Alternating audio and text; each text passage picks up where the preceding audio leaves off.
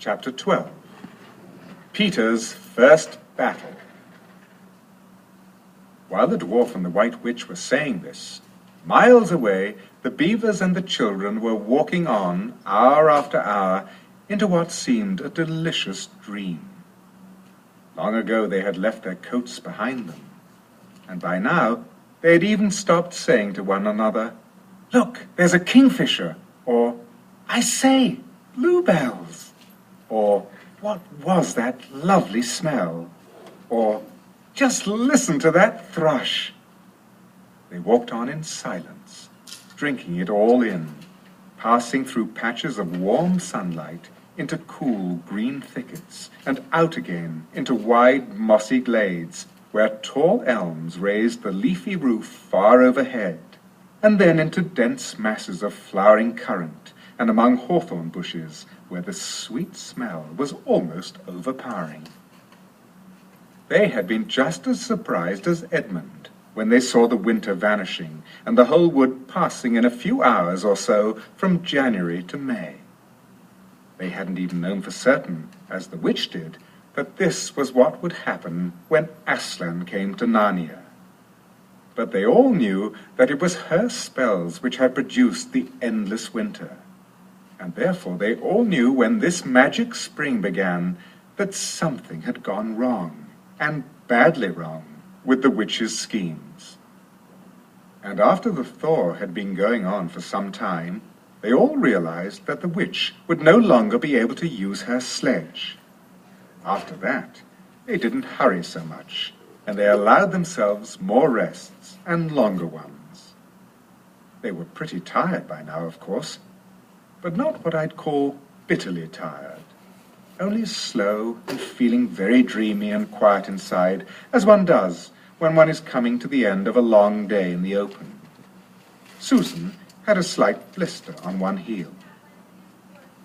They had left the course of the big river some time ago, for one had to turn a little to the right, that meant a little to the south, to reach the place of the stone table.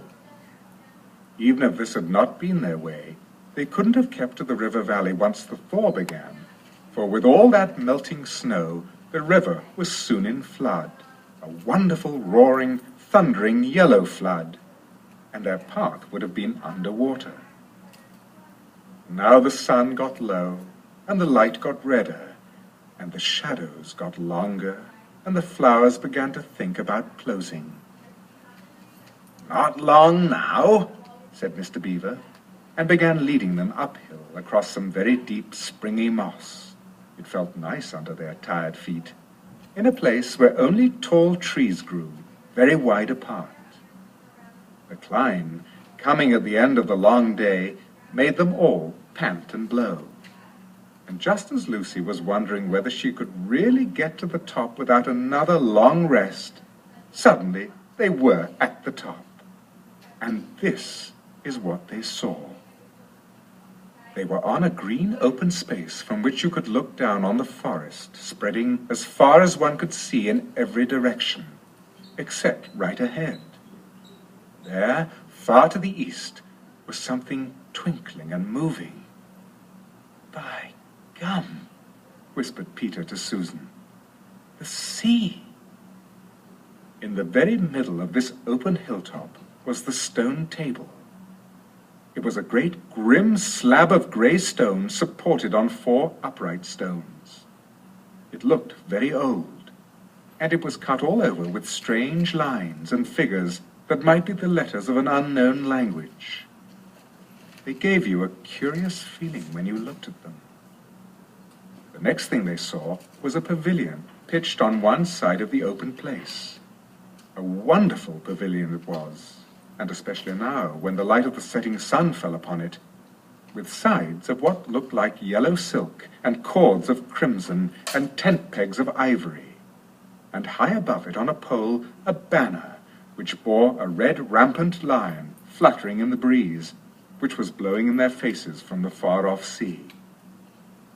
While they were looking at this, they heard the sound of music on their right, and turning in that direction, they saw what they had come to see.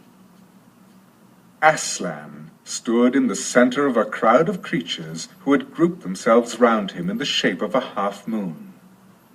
There were tree women there, and well women, dryads and naiads, as they used to be called in our world, who had stringed instruments.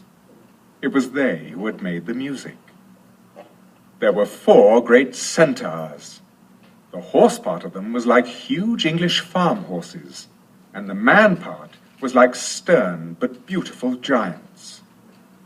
There was also a unicorn, and a bull with the head of a man, and a pelican, and an eagle, and a great dog. And next to Aslan stood 2 leopards, of whom one carried his crown, and the other his standard.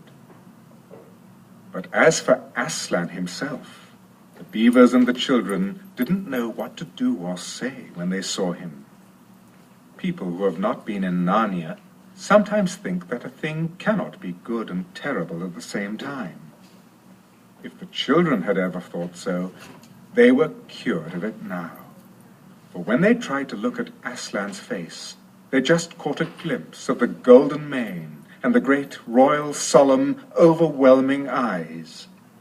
And then they found they couldn't look at him and went all trembly. "Go on," whispered Mr. Beaver. "No," whispered Peter. "You first." "No, sons of Adam before animals," whispered Mr. Beaver back again. "Susan," whispered Peter, "what about you? Ladies first." "No, you're the eldest," whispered Susan. And of course, the longer they went on doing this, the more awkward they felt. Then at last Peter realized that it was up to him. He drew his sword and raised it to the salute, and hastily saying to the others, "Come on, pull yourselves together," he advanced to the lion and said, "We have come, Aslan." "Welcome, Peter, son of Adam," said Aslan. "Welcome, Susan and Lucy, daughters of Eve. Welcome, he-beaver and she-beaver." His voice was deep and rich, and somehow took the fidgets out of them. They now felt glad and quiet, and it didn't seem awkward to them to stand and say nothing. "But where is the 4th?" asked Aslan. "He has tried to betray them and join the White Witch, O Aslan," said Mr. Beaver. And then something made Peter say, "That was partly my fault, Aslan. I was angry with him, and I think that helped him to go wrong."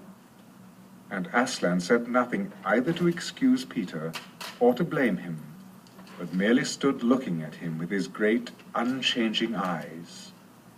And it seemed to all of them that there was nothing to be said. "Please, Aslan," said Lucy, "can anything be done to save Edmund?" "All shall be done," said Aslan, "but it may be harder than you think." And then he was silent again for some time. Up to that moment, Lucy had been thinking how royal and strong and peaceful his face looked. Now it suddenly came into her head that he looked sad as well. But next minute that expression was quite gone. The lion shook his mane and clacked his paws together. Terrible paws, thought Lucy, if he didn't know how to velvet them. And said, "Meanwhile, let the feast be prepared. Ladies, take these daughters of Eve to the pavilion and minister to them." When the girls had gone, Aslan laid his paw, and though it was velveted, it was very heavy, on Peter's shoulder, and said, "Come, son of Adam, and I will show you a far-off sight of the castle where you are to be king." And Peter, with his sword still drawn in his hand, went with the lion to the eastern edge of the hilltop. There a beautiful sight met their eyes. The sun was setting behind their backs, That meant that the whole country below them lay in the evening light, forest and hills and valleys, and, winding away like a silver snake, the lower part of the great river. And beyond all this, miles away, was the sea, and beyond the sea, the sky, full of clouds which were just turning rose-color with the reflection of the sunset. But just where the land of Narnia met the sea, in fact at the mouth of the great river, there was something on a little hill shining. It was shining because it was a castle, and of course the sunlight was reflected from all the windows which looked toward Peter and the sunset. But to Peter, it looked like a great star resting on the seashore.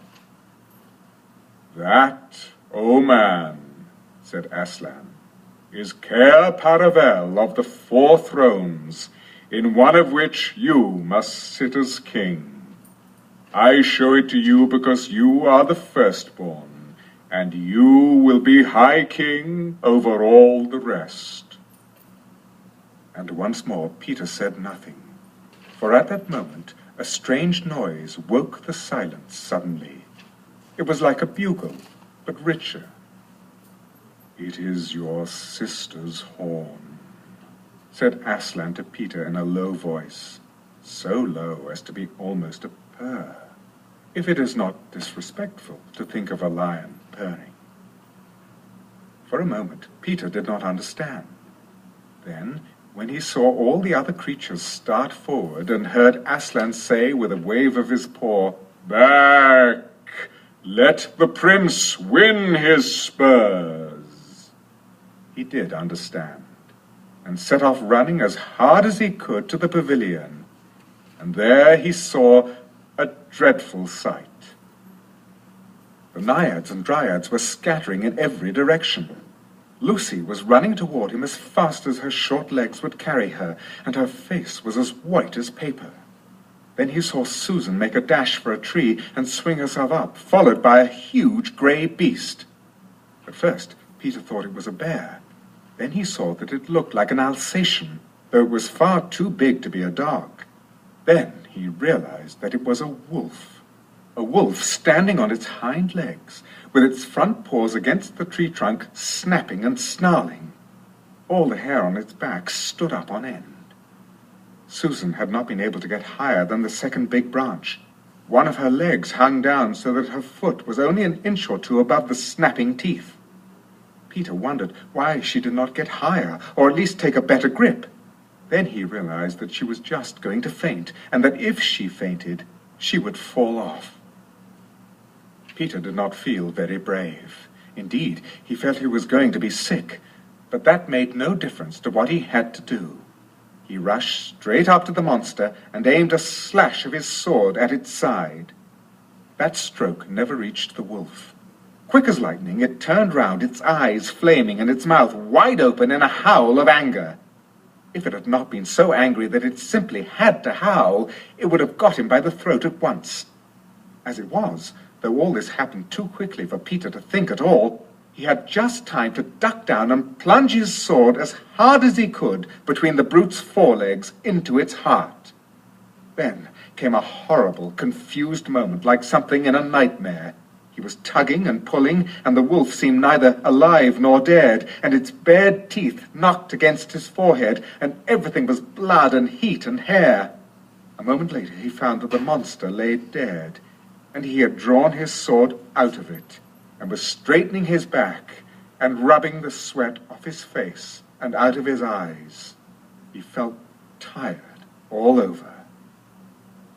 Then, after a bit, Susan came down the tree. She and Peter felt pretty shaky when they met, and I won't say there wasn't kissing and crying on both sides, but in Narnia no one thinks any the worse of you for that. "Quick! Quick!" shouted the voice of Aslan. "Centaurs, eagles, I see another wolf in the thickets. There, behind you. He has just darted away. After him, all of you. He will be going to his mistress. Now is your chance to find the witch and rescue the fourth son of Adam. And instantly, with a thunder of hoofs and a beating of wings, a dozen or so of the swiftest creatures disappeared into the gathering darkness. Peter, still out of breath, turned and saw Aslan close at hand. You have forgotten to clean your sword, said Aslan. It was true. Peter blushed when he looked at the bright blade and saw it all smeared with the wolf's hair and blood. He stooped down and wiped it quite clean on the grass, and then wiped it quite dry on his coat. Hand it to me and kneel, son of Adam, said Aslan. And when Peter had done so, he struck him with the flat of the blade and said, Rise up, Sir Peter Wolfsbane, and whatever happens, never forget to wipe your sword.